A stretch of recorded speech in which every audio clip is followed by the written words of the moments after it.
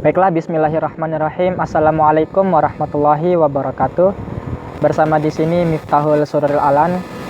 Sekarang kita lagi ada di Bima, di Gunung Donggo. Di sini bisa teman-teman lihat ya, di sini ada kebun jagung di sana. Hari ini kita akan membahas suatu topik yang cukup menarik, yaitu topik tentang dunia pendidikan di Indonesia.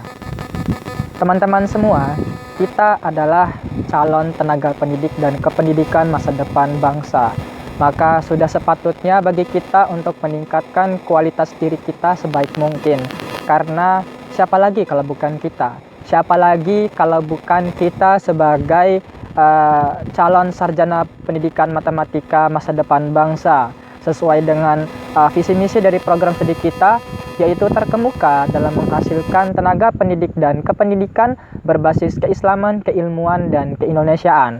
Maka semua cita-cita besar yang sudah dirumuskan tersebut, mari kita jalankan bersama. Di tangan kita lah diharapkan masa depan dunia pendidikan kita bisa berkembang jauh lebih baik lagi dari sekarang. Karena kita sekarang ini sedang menghadapi suatu masalah yang begitu kompleks. Kita sedang menghadapi masalah besar dalam dunia pendidikan kita. Berbagai macam penelitian riset internasional sudah membuktikan bahwasanya pendidikan kita itu sangat tertinggal sekali. Contohnya dari riset PISA pada tahun 2018 kemarin, itu sudah menunjukkan bahwasanya prestasi Indonesia itu selalu masuk 10 besar untuk bidang matematika dan sains. 10 besar untuk peringkat ke bawah, maksud saya, bukan 10 teratas, tapi 10 yang terbawah. Hal ini menunjukkan betapa buruknya kualitas pendidikan kita, dan kita harus memperbaiki itu semua. Caranya bagaimana? Kita meningkatkan kualitas kita sebagai seorang tenaga pendidik dengan memberikan cara-cara pengajaran yang berkualitas di dalam kelas tentunya. Yang pertama, hal yang perlu kita lakukan adalah kita tidak boleh lagi melakukan kegiatan pembelajaran dengan cara ceramah dan bersifat monoton. Ini merupakan suatu hal yang sudah sejak lama menurunkan minat siswa kita, karena tidak ada sesuatu yang menarik di sana. Siswa kita hanya datang, duduk di dalam kelas, kemudian hanya mendengarkan saja. Itu sesuatu hal yang membutuhkan inovasi. Kita harus melakukan inovasi dengan menerapkan strategi-strategi belajar yang jauh lebih menarik sehingga siswa kita bisa lebih tertarik, dan dengan itu diharapkan prestasi belajarnya bisa meningkat. Yang kedua, kita ini sebagai seorang guru matematika itu harus menganggap posisi kita ini sebagai seorang penuntun, bukan seorang yang menyuapi materi. Karena posisi kita itu bukan sebagai tempat di mana siswa bisa mendapatkan jawaban tinggal diminta. Kita harus menuntun siswa untuk bisa menyelesaikan sendiri masalahnya, tentunya dengan arahan dan bimbingan kita tentunya. Seperti itu teman-teman. Dan anggaplah matematika itu sebagai suatu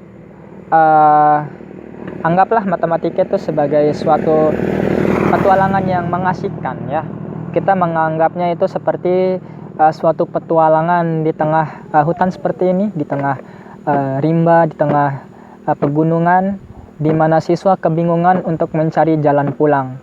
Maka dari sini siswa kita bisa kita arahkan cara penyelesaian masalah untuk keluar dari masalah tersebut, di mana kita tidak menuntun siswa, tapi kita tidak memberikan kesini loh jalannya, tapi kita yang menuntun mereka agar mereka bisa keluar dari jalan tersebut. Yang ketiga, kita tidak harus tahu semua hal, karena sebagai seorang guru kita memang tidak bisa untuk menguasai segalanya, dan kita tidak usah malu ketika kita tidak tahu jawaban dari setiap permasalahan yang ditanyakan oleh siswa kita. Cara yang terbaik adalah dengan bersama-sama antara guru dan siswa bekerja sama untuk menemukan solusinya. Yang keempat, sebentar.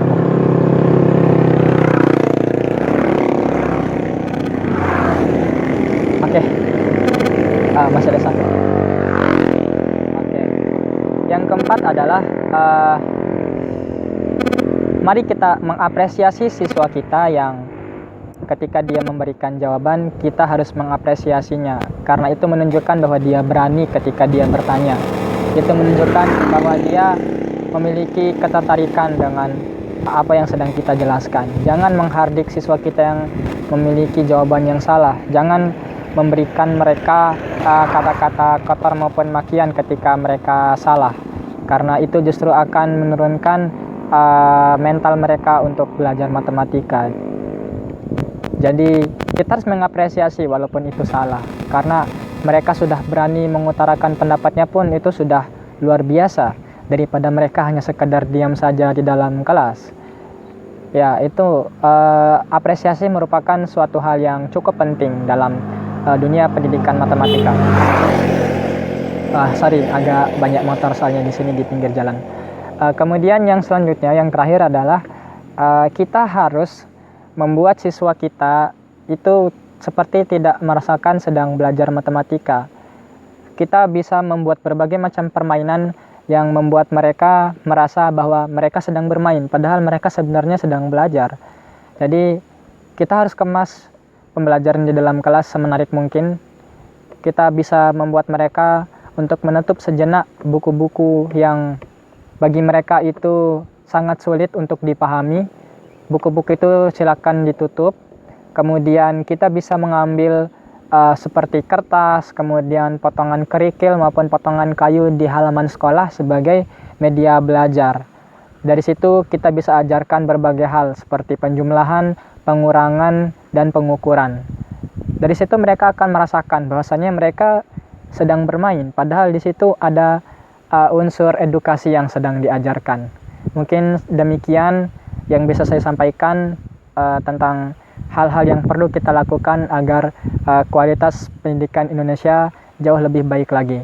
5 hal sederhana itu bisa kita lakukan untuk menyongsong perubahan yang jauh lebih baik lagi ke depannya.